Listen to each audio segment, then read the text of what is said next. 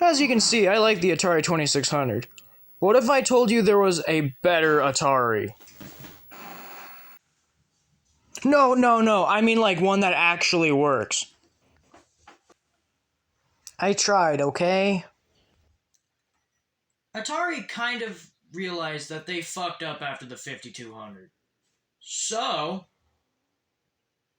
they decided to move on to computers.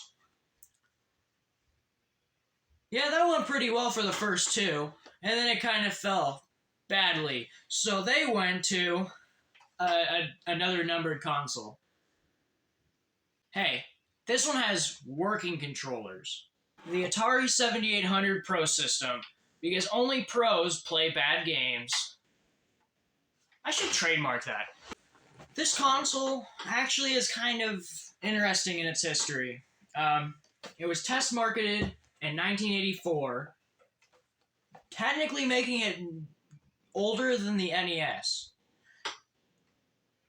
But then it was taken off shelves from that test market, thrown into a warehouse for the next 2 years, and then kind of released in 1986. Its advertising campaign was like, hey, you can buy games for this for $20, where NES games are $60. Except for the launch titles. The launch titles by this point are probably around $20 too. But shut up! We have a bigger joystick than Nintendo.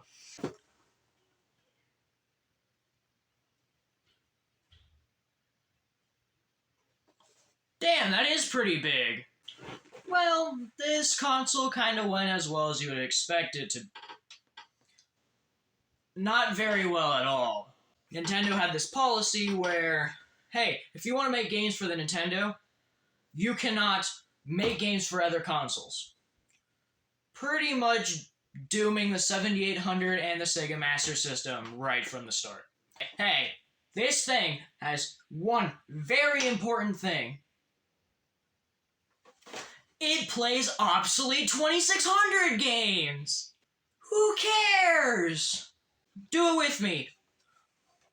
3, 2, 1. I mean, even back in 1986, this thing was pretty obsolete because it had RF. It only had RF. No AV. Let's see. The Nintendo had AV. Also, look at who succeeded. Also, the sound chip in this thing is complete dog shit. The 7800 has the exact same sound chip as the 2600. Atari rushed this thing out the market hoping they could make a quick buck, and they just embarrassed themselves even more. And now... oh, Jesus fucking... Why do all these consoles have garbage controllers? Pretty much, Atari, they took the 5200 controller, thought, hey, the keypad was worthless, which is the one improvement on this controller compared to a 5200 controller, besides from that this one works.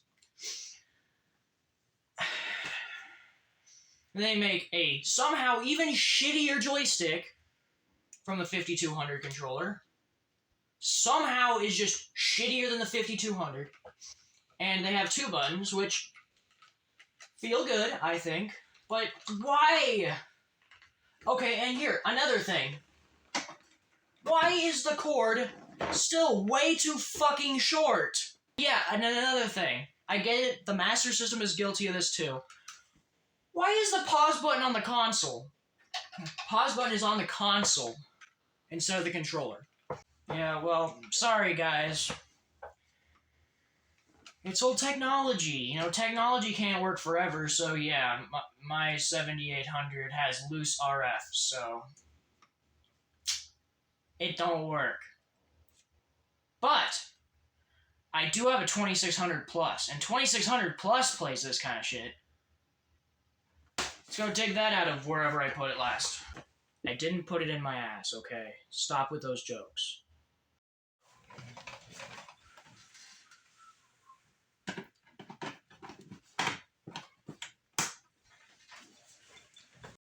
So, technical difficulties. Apparently my joystick don't work either. So, I'm trying to play with a 2600 joystick, which Does work on some games, except the 2600 joystick only has one button, and the 7800 joystick has two. So, the gas on this game is the button that I don't have. So, I can steer, and I can shift, but I can't go nowhere. Now, this is a 7800 version of Mrs. Pac-Man. And, well, the graphics are better. Not much better, but it's better. Would I play this version over the 2600 one? I don't know. I mean, here's a side-by-side comparison to show that, I mean, it sounds a little bit different too, but it's the same sound chip, so it's not that much different. So overall, what do I think of the 7800? As its own console, it is kind of a piece of shit. Now, do I recommend this over a 2600? Yes, I would rather have one of these than a 2600. Why do I say that? Because it's backwards compatible with the 2600, so you can play all the 2600 games and 7800 games.